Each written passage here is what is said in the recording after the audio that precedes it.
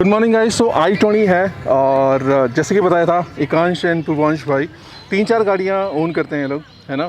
तो हमने XUV का कर लिया, इको स्पोर्ट बचा हुआ, अगला ट्रिप बनेगा मेरा क्योंकि एक और बंदा सुमित है, उससे भी नहीं मिल पाऊंगा, मैं भी सीधे निकल जाऊंगा घर। तो इको स्पोर्ट बचा है, अगली बार रिव्यू करेंगे उसका। तो XUV का हो गया, एस्पायर का हो गया, आंटी ने कर दिया। तो i20 भी इन्होंने सबसे रिसेंट जो कार है इनकी i20 है ना, डीजल में। तो उसका रिव्यू इनका मिक्स्ड है, तो वो जान लेते हैं। तो ये जो i20 है ना, ये कौन सा मॉडल है और कितने का पड़ा था आपको? ये दिसंबर 2019 का मॉडल है, DS4 मॉडल है। और ये हमको अच्छे डिस्काउंट मिल रहा था i20 पे, बिकॉज डीजल i20 बहुत 10 लाख क्रॉस कर रहा था उस टाइम पे। बट हमको काफ़ी डिस्काउंट मिल गया था। तो कितना अराउंड 1 लाख का डिस्काउंट मिला था। 1 लाख का डिस्काउंट मिल गया था इसमें? एक तो वो दिसंबर जनवरी वाला सीन था। दिसंबर में कार लेते हो तो पुराना वो करता है ना वो लोग, डिस्काउंट करते हैं। मैं तो ये कहूँगा अगर आपको लॉन्ग टर्म के लिए गाड़ी लेनी है तो आपको मॉडल नहीं देना चाहिए, आपको जनवरी में दिसंबर मॉडल लेना चाहिए, तो आपको करीब बहुत अच्छा डिस्काउंट मिल जाता है। 1 लाख डिस्काउंट मिल के बहुत बड़ी चीज़ है। Point to be noted. बहुत i20 डीजल अपने आप में बहुत महंगी गाड़ी मानी जाती है, क्योंकि हैचबैक में कोई प्रेफर नहीं करता इतनी महंगी गाड़ी में, क्योंकि ना जब इतने पैसे में आपको कंपैरेटिव मिल रहा है तो कौन लेगा? 8.7 लाख 8,70,000 ये टॉप से सेकंड मॉडल है। टॉप से सेकंड है, 8.7 में मिल गया था डीजल। ये क्या 9,70,000 का था। कैसे हुआ? बहुत अच्छी डील। थोड़ा ये था कि गाड़ी वरना आती भी नहीं है, इतना डिस्काउंट नहीं होता था। हमने जिस बंदे से ली थी उस बंदे ने आउट ऑफ द वे जाके हमको डिस्काउंट दे दिया था। हाँ, तो इसलिए भी हो गया था, क्योंकि पूरे मेरिट में जितने में मैंने ली है, मैं बेट करता हूँ उस टाइम पे डीजल की गाड़ी वो उतने में कोई लेके दिखा देता। 870 डीजल मतलब Hyundai 870 भी तब जब इसमें एक्सेसरीज लगी हुई है, ये चीज़ फुट मैट्स और थोड़ा बहुत एक्सेसरीज में बस यही है। बाकी तो मैंने इसमें सीट कवर भी लगवाया, बिकॉज मेरे को स्टॉक गाड़ी ज़्यादा पसंद है। वंडरफुल। तो ओवरऑल एक्सपीरियंस जो i20 का है डीजल में, वो कैसा है आपका? पहले क्लच बहुत लाइट है डीजल गाड़ी के होने के बाद भी, ठीक है। स्टीयरिंग बहुत लाइट है डीजल गाड़ी के होने के बाद भी। चलने में बहुत रिफाइंड कार है, Hyundai का सब जानते हैं, कुछ कहने की ज़रूरत ही नहीं है उस चीज़ के लिए। तो कि डीजल में भी इतनी रिफाइंड गाड़ी कोई नहीं बना सकता जितना Hyundai बनाता है। बट स्टीयरिंग ना जब वो लाइट भी है तो वो उसका वो नेगेटिव पॉइंट बन जाता है जब वो हाईवे पे चलती है गाड़ी। परफेक्ट। लेकिन आप 130-140 ले जाओ गाड़ी को, एकदम स्मूथली चलेगी गाड़ी, कुछ भी नहीं कहेगी। बट वो होता है ना, आप लेन चेंज कर रहे हो सपोज 130-140 पे, तो स्टीयरिंग से आपको चाहिए होता है कि मैं इतना घुमा रहा हूँ तो गाड़ी यहाँ जा रही है, इसमें पता ही नहीं चलता, अंदाजे से घूमता है फिर स्टीयरिंग भी। मतलब स्टीयरिंग का फीडबैक बहुत बेकार है। स्टीयरिंग हाईवे पे अच्छा नहीं है, लेकिन सिटी में मज़ा आ जाएगा आपको फिर वो। क्योंकि सिटी में ट्रैफिक में अगर आप दिल्ली NCR जैसी जगह में रहते हो आपको स्टीयरिंग हल्का चाहिए, वरना फिर बहुत दिक्कत हो जाती है। वही है मतलब वो जो डिसएडवांटेज जो है इसका स्टीयरिंग ही है मेन। तो चलने में बहुत स्मूथ है। पिकअप ऐसा नहीं कहूँगा जैसे फोर्ड का है। फोर्ड का एक्सेलरेशन बहुत अच्छा है, इसका एक्सेलरेशन इतना अच्छा नहीं है। बहुत ज़्यादा लीन है, बहुत ज़्यादा लीन है। 2000 RPM के बाद जाकर ये टॉर्क किक करता है, उसके बाद उठनी स्टार्ट होती है। वो 1500 RPM से ही रॉकेट बन जाती है। आपको अगर लेनी है ना, पीसफुल गाड़ी चलानी है, बस आराम से चलानी है, कुछ भगानी नहीं है, और फीचर्स वगैरह काफ़ी ज़्यादा चाहिए। मतलब ड्राइविंग फन टू ड्राइव नहीं है, प्रीमियम है। प्रीमियम है, फीचर्स मिलेंगे आपको, आराम से बैठ के चलाओ, रिफाइंड आराम से चलेगी। खड़ी गाड़ी में डीजल में पता नहीं चलेगा, डीजल की गाड़ी है, पेट्रोल की गाड़ी है, आप कुछ फील। तो बेसिकली i20 उन्हीं को लेना चाहिए जिसको अंदर बैठने के बाद अच्छा लगे। इंजन रिफाइंड है, नॉइज़ नहीं करता और बहुत ज़्यादा रिफाइंड है, और जिसको बिल्कुल सेटल चलानी है, बहुत ज़्यादा जिसको फास्ट चलानी है उसके मतलब की नहीं है। परफेक्ट। तो ओवरऑल एक्सपीरियंस आप लोग का मतलब आउट ऑफ 10 कितना रहा होगा? ओवरऑल 10 में से अराउंड 8। और दो किस चीज़ में? सबसे इसका जो बुरा बात लगता है मेरे को, बहुत कॉस्टली है Hyundai की गाड़ी, ओवर प्राइस्ड है Hyundai की कार्स। मतलब ये गाड़ी भी हम लोग को तो डिस्काउंट मिल गया, वरना जनरली कोई लेता है तो 9.7 वर्थ नहीं है। 9.7 में आप कॉम्पैक्ट SUV में चले जाओ, टाटा नेक्सॉन स्टार्ट हो जाती है आपकी आनी, फिर वो सेगमेंट ही बदल जाता है। टाटा नेक्सॉन में भी आपका XMS आ जाता है जिसमें सनरूफ मिलता है आपको, तो वो भी बहुत अच्छी बात बड़ी गाड़ी है ना। थोड़ी इंजन रिफाइंड नहीं है, थोड़ा सर्विस का इशू है, लेकिन बड़ी गाड़ी है, चलने में पावरफुल है, और रोड प्रेजेंस ही बिल्कुल चेंज हो जाता है।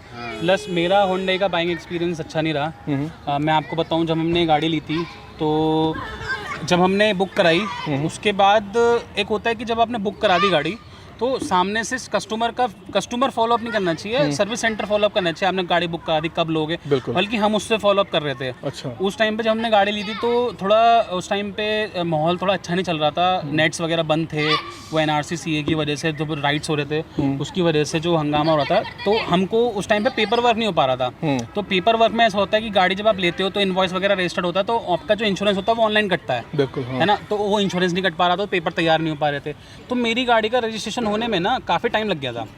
और फिर उसके बाद मुझे फॉलोअप करना पड़ा था कि भाई पेपर दे दो। तो होंडा की जो आफ्टर सेल सर्विस है ना, मैं उसमें 10 में से माइनस में दूंगा मार्क्स। काश, जबकि ऐसा उल्टा है, क्योंकि अब तक जितनों से बात हुई है सभी कहते हैं कि हुंडई की सर्विसेज प्रीमियम है, लेकिन मैं आपको फिर भी बोलता हूँ, अगर एक बंदा किसी को अच्छा नहीं मिला ना, उसके लिए तो सर्विस ख़राब है। जैसे मैं कहता हूँ, मुझे टाटा में बहुत अच्छी सर्विस मिली है 4 साल से, 3 साल टियागो 1 साल, लेकिन ऐसे बहुत सारे बंदे जिनको अच्छी नहीं मिल रही है। सिमिलरली उनको जब अच्छी नहीं मिल रही है तो नहीं मिल रही है ना। बल्कि मैंने एक चीज़ भी फील करी है, जो बायर्स होते हैं ना हुंडई के, तो वो मतलब या तो डॉक्टर्स होते हैं, मतलब उस काइंड ऑफ मतलब थोड़ा प्रीमियम सेगमेंट, प्रीमियम टाइप, तो वो लोग इतना मतलब वो केयर भी नहीं करते हैं, मतलब वो देखते नहीं है कि सर्विस अच्छा कार के सेंटर में छोड़ी है। मतलब मैं जितनी बार सर्विस सेंटर में गया हूँ, कोई भी वहाँ नहीं, ओनर नहीं होता। हाँ, बस गाड़ी आई हुई है, वो करके चले जाएंगी। गाड़ी ऐसी होता है ना, जैसे हम लोग सामने खड़े होकर गाड़ी कराते हैं, मतलब वो लोग थोड़ा मतलब केयर करते भी नहीं अपनी इतनी गाड़ी की। उनको ना सिर्फ गाड़ी चलने से मतलब है, गया सर्विस के लिए चले गए। स्मूथ है तो बंदा ये सोचता है साला ऐसी तो गाड़ी नहीं है कोई। क्योंकि मैं इस गाड़ी का एक एक्सपीरियंस शेयर करना चाहूँगा। जब हमने ये ली थी तो ये डीजल में टेस्ट ड्राइव के लिए अवेलेबल नहीं थी। वो तो मेरे काफ़ी फ्रेंड्स में होंडा डीजल है, तो मुझे पता है कैसे चलती है, हम दोनों ने चला रखी थी पहले, तो हमने बिना टेस्ट ड्राइव करे ली। बिकॉज उस टाइम पे क्योंकि हमारे पास ऑलरेडी इको स्पोर्ट थी।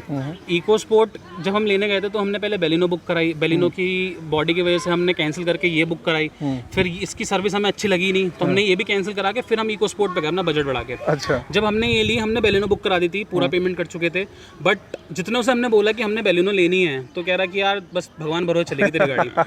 तो उसका नाम रख देते हमने 10 का डिब्बा, मेड ऑफ 10 बोलते हैं हम उसे।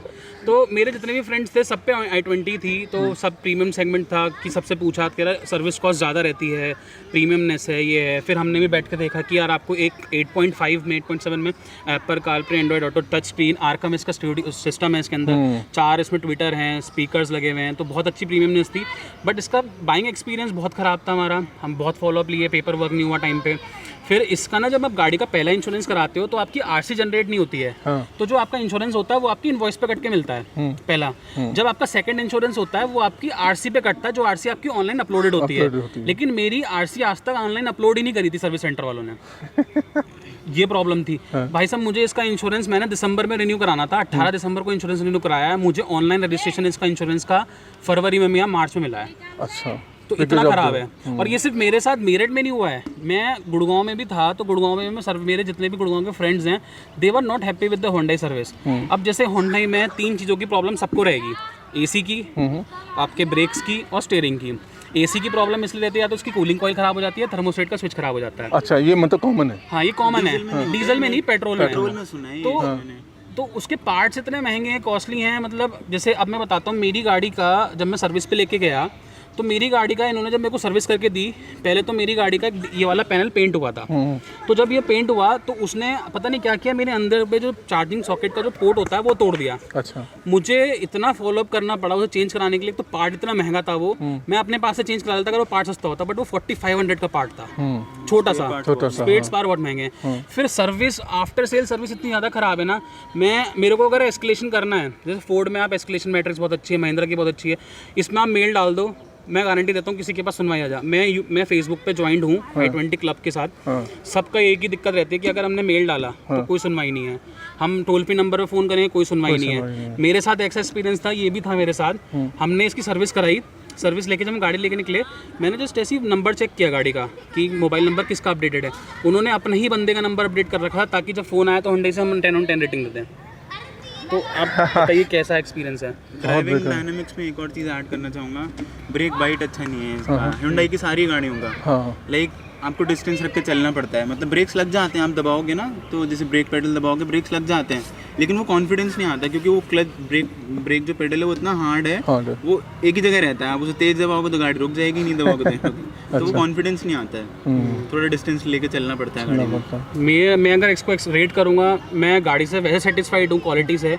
आप जब इसका गत्ता खोलोगे तो आपको दिखेगा कि होंडा ने जो रैटलिंग नॉइज को कवर करने के लिए ना डैम्पिंग जो कर रखी है वो थोड़ी ठीक है। अच्छा, है ना, जैसे मैंने जब इसका मैंने पावर विंडो का चेंज कराया था वारंटी में, तो डैम्पिंग अच्छी हो रखी थी और अलग अलग जगह पे फॉर्म दे रखी थी, जबकि नॉर्मली ऐसा होता नहीं है। तो overall quality is good, after sale service is bad. अगर मेरे को होंडा लेनी पड़े वैसे तो मैं होंडा नहीं लूंगा दोबारा कभी, क्योंकि होंडा का i20 ये वाला मॉडल अच्छा था, नया वाला मॉडल तो ओवर प्राइस्ड है वो। तो अब 11 लाख में मैं होंडा की i20 तो नहीं लूंगा डीजल में, वो इको स्पोर्ट मेरी उससे सस्ती है। फिर अब मेरे पास XUV है, XUV को छोड़ के मैं अब क्रेटा या किया सेल्टॉस भी नहीं लूंगा। और क्रेटा का लुक मुझे लुक्स इस पर्सनल प्रेफरेंस, तो मुझे लुक्स पसंद नहीं आए, इसको भी पसंद नहीं है इतने। बट होंडा में मेरे को सिर्फ सर्विस की प्रॉब्लम रहती है। मे बी अगर मैं कहीं और से कराऊँ, मेरठ में तीनों सेंटर मैंने ट्राई कर लिए, 3 हैं। समुद्र का जो ओनर है वो तो मेरे फ्रेंड भी हैं, बट की तब भी इतना अच्छा फीडबैक नहीं है। फिर एक और है फॉर्च्यून होंडा करके, उसकी सर्विस ठीक है, मतलब 2 to 3 मार्क्स वो पॉजिटिव में आ जाता है फिर भी। बट जो एक और है दास, वो भी बहुत ख़राब है। अब आप गाड़ी में पेंट कराते हो, जब आप कंपनी से पेंट करा रही हो, एक्सपेक्टेड पेंट मैच होके मिलेगा, क्योंकि वो जिस टेम्परेचर पे पेंट डालना है, कौन सा क्या बोलते हैं, कलर की कोडिंग होती है, तो उस सब चीज़ों में वो मैच होना चाहिए। बट होंडा में क्या बोलता है कि सर प्लास्टिक पार्ट है, प्लास्टिक पार्ट और मेटल पार्ट में डिफरेंस रहेगा। मैंने कंपनी में क्यों नहीं होता, क्या ना कंपनी में ना वो पूरा पेंट एक साथ डालते हैं, तो the quality of the workmanship ना इज नॉट गुड। तो इसमें i20 में ठीक है, सर्विसेज अच्छी नहीं है, आपको पसंद नहीं आई है, लेकिन जो इंटीरियर है काफ़ी प्लश है और इंजन काफ़ी रिफाइंड है, तो इंजन चलने में क्या उसका परफॉर्मेंस कैसा है? अगर आप वैसे फोर्ड से अगर मैं कंपैरिजन करूं बाकी सेगमेंट से, तो ऑल्ट्रॉस आता है एक, ऑल्ट्रॉस में बहुत नॉइज़ है, वो वाइब्रेशन है उसमें काफ़ी, मैंने चलाई है क्योंकि फोर्ड बहुत अच्छा है। अगर मेरे को चॉइस मिले इंजन में, मैं फोर्ड के साथ जाऊंगा। But as a overall package ठीक है कि मतलब मुझे एक प्रीमियमनेस मिल रही है, और मतलब वर्थ है कि आप पैसा लगा रहे हो 8.5 लाख में, तो आपको 8.5 लाख में जो क्वालिटी है ना वो उसमें लगती है, और चलाने में मजा आता है, कोई इशू नहीं रहेगा किसी को भी इस गाड़ी चलाने में मजा आएगा। मतलब हाँ, फन टू ड्राइव भी नहीं है, लेकिन हाँ रिफाइंड है तो सेटिस्फाई कर देती है। प्लस आप जब डीजल की गाड़ी में बैठते हो, मतलब आपको आवाज़ नहीं फील होगी। अरे मुझे तो लगा पेट्रोल है पहले, बिल्कुल आवाज़ मतलब पेट्रोल में जो होती है उससे भी कम है, और उसके BS6 में तो और कम आवाज़ करती है डीजल में, क्योंकि ना होंडा और किया मतलब उनकी जो गाड़ियों का इंजन है बहुत रिफाइंड है, बहुत साइलेंट है। ये तो प्लस है, ये तो मैंने किया सेल्टॉस चलाई मैंने, मेरे को लगा ऐसे कि बस i20 को बड़ा कर दिया, मैं उसी में बैठा हूँ सेम, एक मीटर इंस्ट्रूमेंटल कंसोल भी सेम था जैसे इसका है, ऐसे लगा बस ऊंचा बैठ गया हूँ, i20 चला रहा हूँ। और कोई अगर लेना चाहता है i20 अभी, तो आप क्या उसे रेकमेंड करोगे? अगर बजट में सेट बैठती है, मतलब अगर मैं ये कहूँगा, अगर बजट को आप साइड रख दो एक बार, कोई मतलब बिना बजट देखे ले रहा है कि उसे प्रीमियम हैचबैक चाहिए, तो आज भी रिकमेंडेड तो है, बट वो 12 लाख 12.5 लाख ऐसे जाती है वो जो, लेकिन मेरे ख्याल से वैल्यू फॉर मनी नहीं है ना।